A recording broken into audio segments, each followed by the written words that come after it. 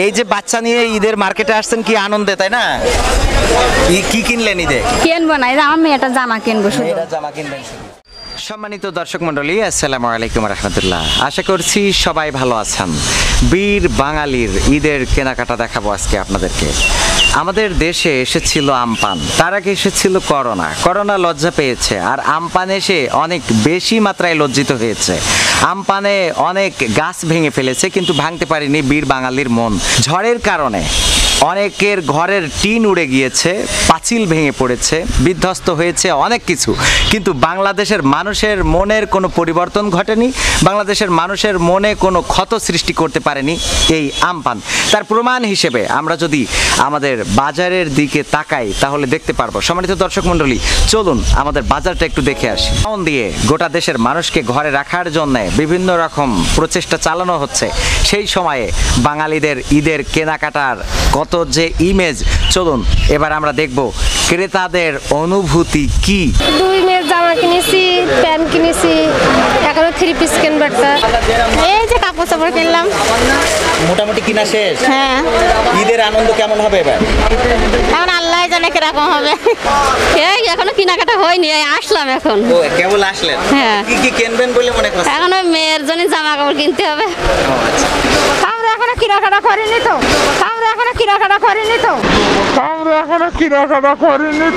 জামা কাপড় কিনেছি।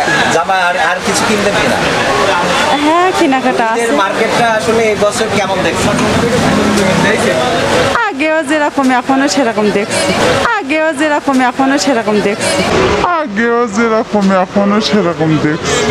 আসলাম এই মাত্র। জি। দুই মেয়ে আর আপনি? ওনাদের আব্বা? ওরা বসেনি, উনি আউটদারি করেন। এই যে মানে মার্কেটে ঘুরে বেড়াচ্ছেন কিসের জন্য? মার্কেট করার জন্য। ও মার্কেট করার জন্য। মার্কেটে নাকি করোনা উড়ে বেড়াচ্ছে, এ ব্যাপারে আপনার ধারণা কি? সেটা আমি কি করে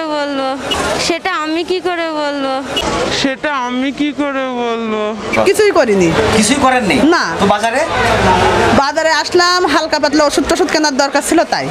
তো এখানে মনে হয় 3 পিস কাটতে না, আমার একটা পুরাতন জামা ঠিক করতে দিয়ে আছে, তাই ওনার কাছে বলতে আসলাম যে জামাটা দেওয়ার জন্য। বছর ঈদ তো আপনার খুব ভালো কাটবে না মনে হচ্ছে। আমার যা জামা আছে তো অনেক কাছে নতুনই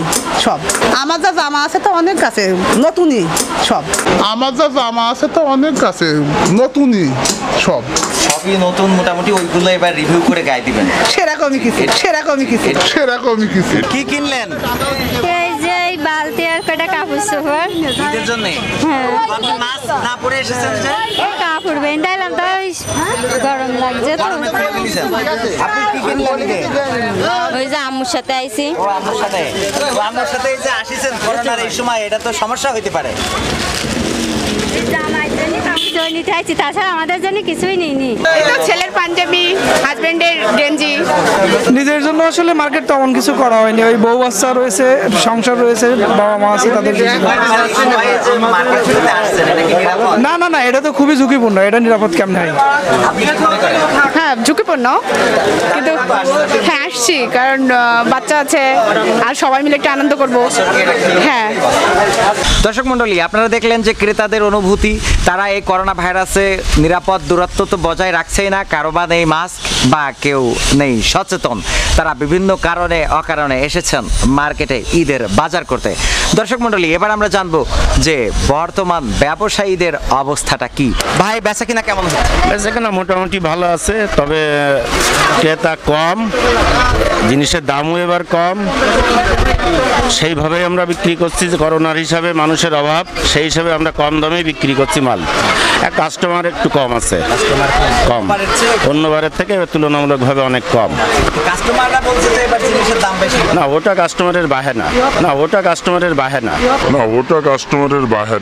আছি আলহামদুলিল্লাহ, কিন্তু এই যে আমাদের যে মোটামুটি করোনার যে সমস্যা, এই সমস্যার কারণে আমরা মানে মানসিকভাবে বিপর্যয়। প্রশাসন শুধু আসছে আর বন্ধ করছে, যাচ্ছে আসছে, বিভিন্ন সমস্যার কারণে একুরেট টাইমে দোকানদারি করতে পারছি না। খরিদ্দার থাকলেও বাইরে বের করে দিতে আছে। কেন যাক 30 টাকা 29 টাকা রোজা হলেই আমাকে মুক্তি পাই, আমরা ঈদের পরেতে বাজার ঘাটে আসবো বেঁচে যায় না। না, একদম বেঁচে যায় পুরোপুরি। আশা অনুরূপ ব্যবসা তো হচ্ছে না, সেই হিসাবে মনে একটু কষ্ট হয়, তবে আল্লাহ যেভাবে রেখেছে খুশি আছি। এই ছিল বীর বাঙালির ঈদের বাজারের অবস্থা। ক্রেতা যেমন বিক্রেতাও তেমন, লোকজনের ভিড়। একজন এসেছে, সাথে নিয়ে এসেছে 3 থেকে 4 জন। কেনাকাটা করবে জামাইয়ের জন্য, এসেছেন মেয়ে, মা, শালা, শালি সহ অনেকেই। এভাবেই চলছে ঈদের বাজারের কেনাকাটা। সবাই নাকি করোনা ভাইরাসে ভীত স্বতন্ত্রস্ত এবং সচেতন সাবধান আছে। সেই সচেতন সাবধানতা হলো এই যে ঈদের বাজারে তারা একে অপরের সাথে গা ঘেঁষাঘেঁষি করে কেনাকাটায় লিপ্ত রয়েছে। দর্শক মণ্ডলী, আমি আপনাদের সর্বশেষ এটা বলতে চাই যে এই দেশকে সচেতন করে সাবধান করে কোনো লাভ নেই। যত সচেতনতা করেন না কেন, যত যাই করেন না কেন, কেউ সচেতন সাবধান থাকতে চায় না। সুতরাং আপনি যদি সচেতন মানুষ হয়ে থাকেন তাহলে সাবধান থাকতে হবে আপনার নিজেকেই।